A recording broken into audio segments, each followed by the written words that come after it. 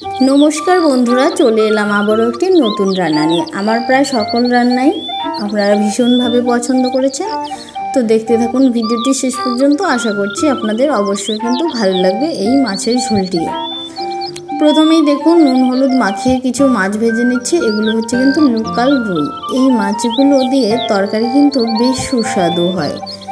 তারা দেখুন মাছগুলো কিন্তু খুব হালকা আঁচে ভাজতে হবে, নাহলে কিন্তু ভেঙে যাওয়ার সম্ভাবনা থাকে। এগুলো খুব হালকা দিয়ে দেখুন একদম লালচে করে ফেলেছি। এক পিঠ হয়ে গেছে, আরেক পিঠ উল্টে নিয়ে মাছগুলো নামিয়ে নিতে হবে।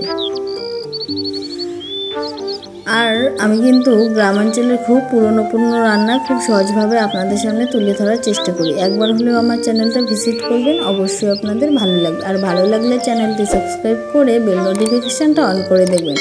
আর এই ভিডিওটি ভালো লাগলে একটি লাইক করতে ভুলবেন না। তো দেখুন মাছ ভাজা আমার হয়ে গেছে। মাছ ভাজার ওই তেলে আর সামান্য কিন্তু তেল দিয়ে দেবো। একটু কম মনে হয়েছে। আমি কিন্তু সবসময় খুব কম তেলে রান্না করার চেষ্টা করি। তো দেখুন ওই তেলটার মধ্যে দিয়ে দিলাম কিছু কুচনো পেঁয়াজটা নাড়িয়ে চাড়িয়ে লালচে হওয়া পর্যন্ত কিন্তু পেঁয়াজটা ভাজতে থাকবো। এখন এর যে সময় পড়েছে, তেল মশলা কম খাওয়া যে আমাদের শরীরের জন্য কতটা উপকারী সে তো আর আমার বলার অপেক্ষা থাকে না, সকলেই আপনারা কম বেশি জানেন। তো দেখুন পেঁয়াজটা আমার একদম লালচে হয়ে গেছে। তারপর দিয়ে দিলাম সবজিটা। এখানে শুধু আমি ঝিঙে আর আলু নিয়েছি, আলু না বেগুন নিয়েছি। আলুটা আমি কিন্তু সবসময় অ্যাভয়েড করারই চেষ্টা করি, ভুল হয়ে গেছে। তো তারপর দিয়ে দিলাম নুন আর হলুদ দিয়ে আরও কিছুক্ষণ কিন্তু নেড়ে চেড়ে নেব। তারপর নেড়ে নিয়ে ঢাকা দিয়ে দেবো। আমি যতটা পারি কিন্তু আলুকে অ্যাভয়েড করেই চলি, কারণ এখন আলু খাওয়াও নাকি কত সমস্যা। দেখুন তারপর আমার এদিকে ঢাকা দেওয়ার ফলে কিন্তু অনেকটা নরম হয়ে গেছে সবজিটা, আর হালকা ভাজা ভাজাও হয়ে গেছে। তারপর আরও কিছুক্ষণ নাড়িয়ে চেড়ে এখানে কিন্তু আমি ভেজে নেব। তারপর দিয়ে দিলাম কিছুটা বেটে রাখা পেঁয়াজ। এতে কিন্তু স্মেলটা দারুণ আসে, একদিন দিয়ে দেখবেন দারুণ খেতে হয়। তারপর আর কিছুক্ষণ সময় ধরে নেড়ে চেড়ে ভেজে নেব পেঁয়াজটার সাথে। তারপর দিয়ে দিতে হবে মশলাতেও বেশি কিছু নিইনি, শুধুমাত্র জিরে, লঙ্কা আর ধনে।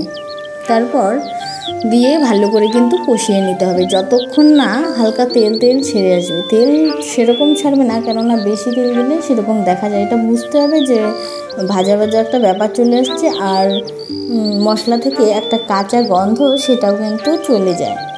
তারপর কষিয়ে নিয়ে কষানো হয়ে গেলে দিয়ে দেবো ঝোল। একটু ঝোলই করেছি, বেশি মাখো করিনি।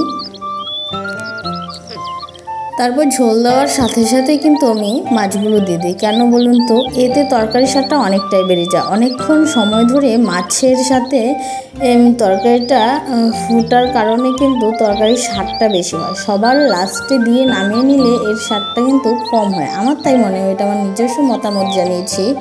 আপনাদের কে আমার সাথে একমত অবশ্যই কমেন্টে জানাতে ভুলবে না। দেখুন খুব হালকা দিয়েছি, এত জোরে কিন্তু জাল দেওয়া চলবে না, খুব হালকা দিতে হবে।